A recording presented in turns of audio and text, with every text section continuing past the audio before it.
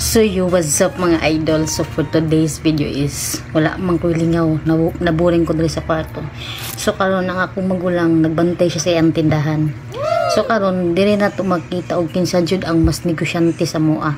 Kay akong buhaton karon is namon ko'y mga na-stock nga mga dilata diri kaniya. Tay tinapa, na-preska to na, and then na-corn beef, then mo ulam. So karon nganin napalit rin namo sa kuan nako sa syudad. Okay. Karon ang buhaton nako sa iya is wala ko'y trip. Tryan daw nako ni og baligya sa akong magulang diri sa iyang tindahan. Og iya bang paliton. So tan-awan ninyo ha, ipakita nako sa inyo kung sa iyang reaction. So let's go. So atuon na nato siya sa iyang kuan tindahan. So mo ni nabitbit na nako ang kuan. Ang mga dilata, and then wala pod tay kamera sa likod. So tan-awan ninyo nagunsa siya.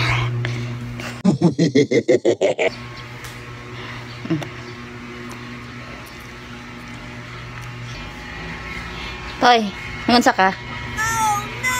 Kabalo ka? Kabalo ka nga nung naako diri karon. Wala nung nagdala pa ning dilata. Awa.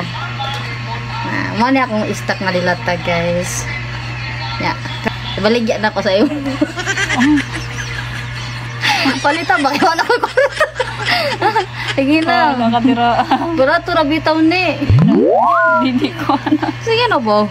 Pila may palit ni Monday sa kuan, syudad. Ay, sana lang niyan. Taganay ko tidrao. Sige na.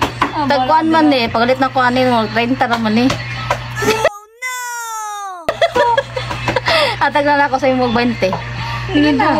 Nakaning corn beef na isa. O, sige na. Palita ba? Mo? Palita ba ni? Corn beef. Kasi corn beef tira. Kaning si Dio, kagayan di oro. Sige na ba? Ay, palita. Wala ko tagani no. So, ano siya? Uy, imong kuan no. Gamay na lang imong dilata doon lagi. Kadugan pa na. Sige na ba? Wala to dito.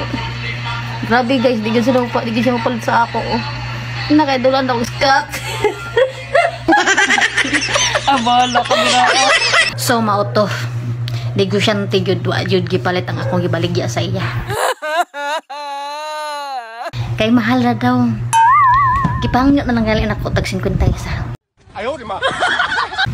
Wala, lisod kalabanon ng negosyante matug ta matug. So bye-bye.